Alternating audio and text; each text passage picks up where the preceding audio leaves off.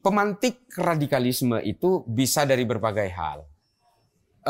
Bisa juga lewat budaya, tapi juga yang paling dominan hari ini adalah lewat agama. Karena memang agama ini paling mudah untuk ditunggangi. Satu, karena semua agama apapun ya, itu berbasis dogma.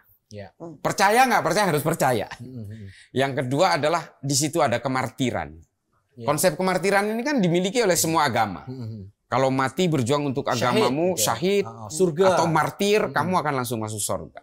Yang ketiga, semua agama punya keyakinan messianic belief. Yugoslavia saja yang bertahan, ya bisa dibilang 1 abad lebih bertahan menjadi satu negara yang utuh, hanya gara-gara mereka tidak bisa menanggulangi radikalisme atau isu-isu primordial, mereka pecah jadi 7 negara. Senjata yang paling ampuh untuk melawan radikalisme, ekstremisme, terorisme itu, yaitu hanya satu, namanya Pancasila. Nah, ini yang tidak dimiliki oleh negara lain yang justru kita miliki.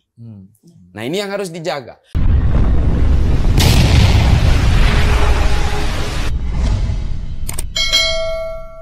Ya, sebenarnya kalau kita mau berbicara tentang radikalisme, kita juga berbicara tentang politik. Politik itu tidak pernah jauh dari radikalisme.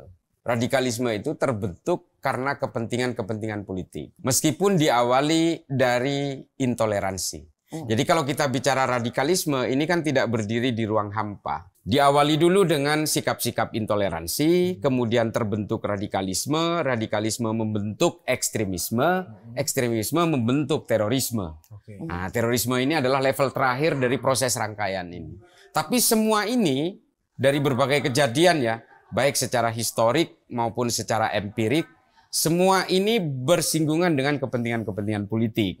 Nah, artinya kelompok-kelompok radikal mereka akan bergerak mengikuti riding the wave, ya, mengikuti arus gelombang-gelombang dan ombak-ombak politik di satu negara.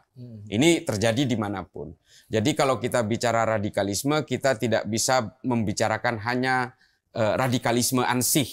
Ini kita harus berbicara juga tentang pergerakan-pergerakan politik di satu negara yang nantinya juga akan menggelembung dalam level pedas terakhirnya, itu namanya terorisme.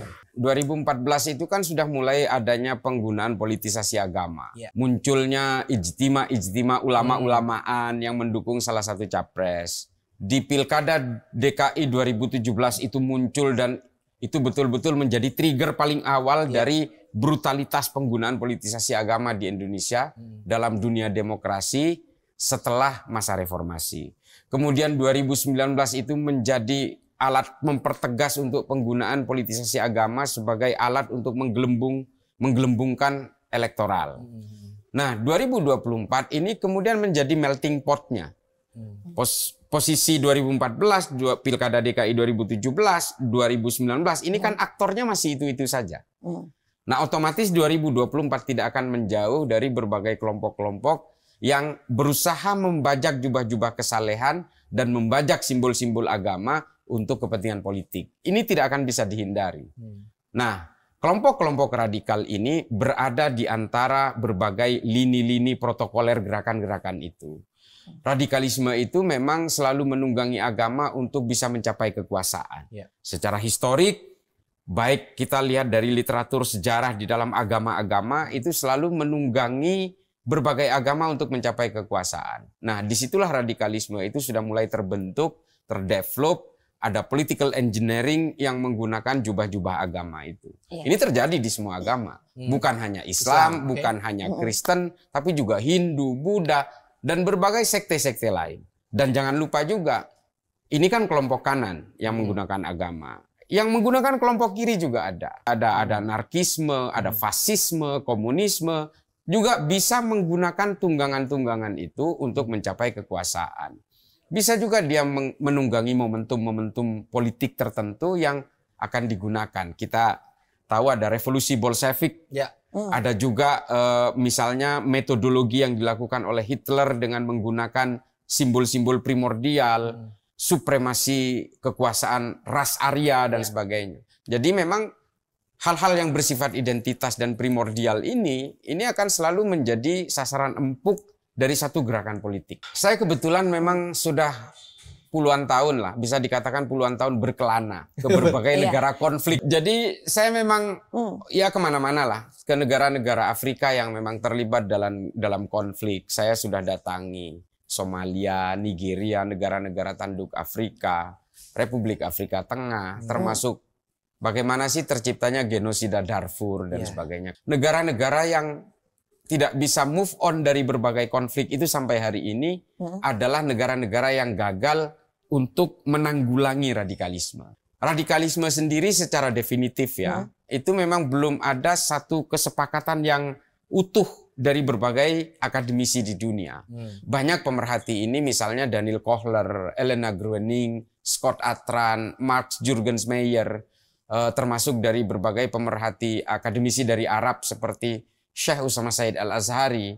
Ini memang belum menemukan kesimpulan yang sama secara definitif. Tapi pada intinya radikalisme itu, kalau kita ambil kesimpulan besarnya adalah upaya-upaya untuk mewujudkan keinginan politik suatu kelompok lebih cepat dari waktunya. Nah ini radikalisme dengan membawa isu-isu ideologis, baik itu agama atau kepentingan-kepentingan politik lain. Ini ditulis oleh Syekh Usama Said Al-Azhari dalam Al-Haq Al-Mubin.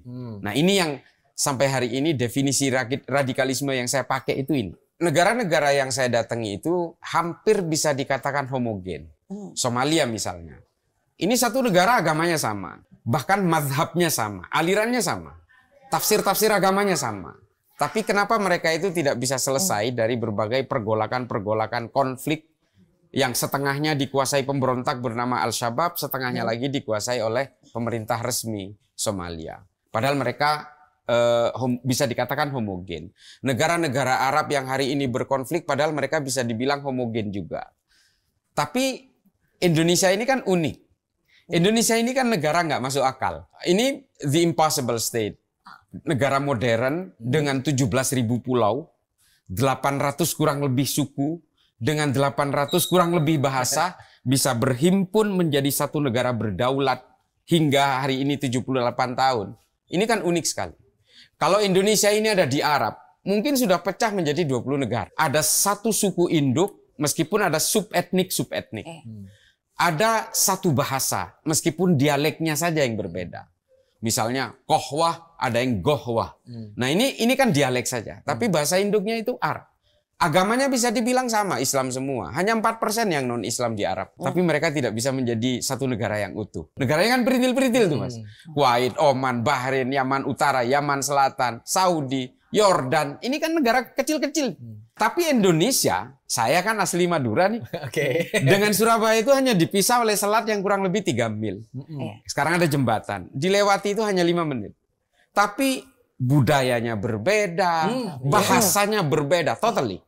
Nah, tapi kami masih menjadi satu provinsi dan kami masih menjadi satu negara. Yugoslavia saja yang bertahan, ya bisa dibilang 1 abad lebih bertahan menjadi satu negara yang utuh, hanya gara-gara mereka tidak bisa menanggulangi radikalisme atau isu-isu primordial, mereka pecah jadi 7 negara.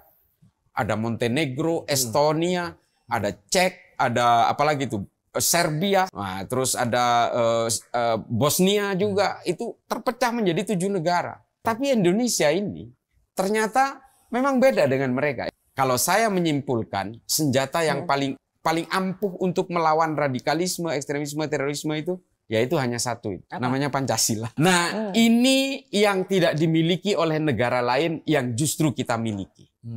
Nah ini yang harus dijaga.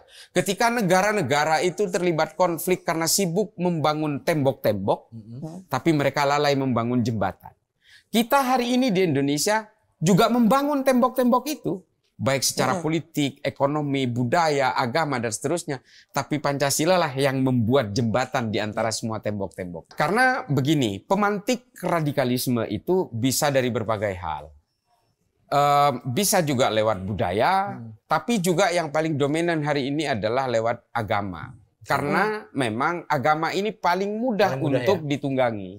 Satu, karena semua agama apapun ya, itu berbasis dogma. Percaya nggak percaya harus percaya. Yang kedua adalah di situ ada kemartiran. Konsep kemartiran ini kan dimiliki oleh semua negara, semua agama. Kalau mati berjuang untuk agamamu, syahid, surga atau martir, kamu akan langsung masuk surga. Yang ketiga, semua agama punya keyakinan messianic belief. Messianic belief itu nubuat akhir zaman. Imam Mahdi, the Messiah, the Savior, dan sebagainya. Ini punya, semua agama punya. Suatu saat nanti menjelang hari kiamat, hanya agama yang kamu peluklah yang akan berkuasa di bumi. Nah, 3 faktor ini yang menjadi sasaran empuk mengapa kelompok-kelompok radikal ini mudah menginfluen orang yang memeluk agama. Mudah menghipnotis, mudah menipu. Padahal kelompok-kelompok radikal ekstrim dan teror ini punya tujuan politik. Ada satu, ini karena literasi, saya harus selalu membawakan literatur lah. Ada salah seorang filsuf Jerman, namanya Ernest Bloch. Dia menulis buku Das Prinzip Hoffnung namanya. Ya, The Principle of Utopia, utopis. Nah, kelompok-kelompok radikal ini rata-rata memang berusaha membangun ideologinya itu dengan memberikan mimpi-mimpi, meskipun mimpi itu tidak masuk akal. Supaya apa? Supaya orang yang menganut ideologi ini terus ingin mewujudkan mimpi itu sehingga ideologinya terus hidup. Meskipun ideologinya ini nggak masuk akal. Kelompok radikal rata-rata berusaha mengusung masa lalu sebagai sesuatu yang sangat ideal untuk diwujudkan hari ini. Contoh kalau dalam Islam, khilafah. Ini kan sebenarnya sejarah masa lalu yang digambarkan seolah-olah ini adalah yang paling ideal untuk diwujudkan hari ini. Dan mungkin semua orang itu tahu bahwa ini tidak masuk akal. Tapi dengan cara itulah dia itu ingin menjaga ideologi itu terus tetap hidup. Padahal tidak ada satupun negara hari ini yang menganut sistem khilafah. Kelompok radikal ini selalu ingin menguasai generasi hari ini. Gen Z atau mungkin milenial juga. Hari ini artinya nanti 20 tahun ke depan mereka juga akan ingin menguasai generasi di hari itu pada waktunya. Kenapa? Suatu ideologi itu akan terus hidup kalau ada regenerasi dari rekrutmen yang berusaha memeluknya. Kalau dia terputus satu generasi, ideologi itu akan mati. Anarkisme, fasisme, komunisme. Ini adalah ideologi-ideologi yang gagal untuk menguasai satu layer generasi. Makanya hari ini mereka sekarat semua tuh. Ya kan? Termasuk komunisme yang tumbang di negara kelahirannya sendiri. Di Uni Soviet waktu itu, hari ini Rusia. Rusia sudah betul-betul mengubur semua itu. Wahabisme, hari ini sudah mulai ada gejala, sudah mulai akan mati di tanah kelahirannya sendiri di Arab Saudi. Tapi khilafah kan tidak. Khilafah ini akan terus dijaga supaya tetap hidup, makanya mereka ini paling aktif hari ini untuk menguasai generasi. Mereka masuk ke kampus-kampus, ke SMA, menyuarakan kebangkitan khilafah dan sebagainya. Dan ini sedang kita alami hari ini. Ini tidak bisa kita pungkiri, generasi Z atau generasi milenial itu akan menjadi sasaran empuk dari kelompok ini untuk meracuni mereka supaya tercipta resistensi terhadap negara kesatuan Republik Indonesia. Pola-pola seperti ini bukan hanya terjadi hari ini. Ini adalah sejarah yang berulang dari abad ke abad, dari masa ke masa. Bahwa mereka memang selalu ingin menguasai generasinya. Generasi yang paling muda itu akan berusaha dikuasai. Mereka itu sebenarnya hanya punya cita-cita politik. Mereka sebenarnya adalah para penggunting dalam lipatan negara kita. Mereka hanya ingin menghunjamkan belati kepada negara kesatuan Republik Indonesia. Mereka tidak berjuang atas nama, mereka tidak berjuang untuk agamamu sebenarnya. Mereka sebenarnya punya agenda yang lain. Hanya menjadikan agamamu sebagai tunggangan-tunggangan. Mereka adalah racun bagi kalian.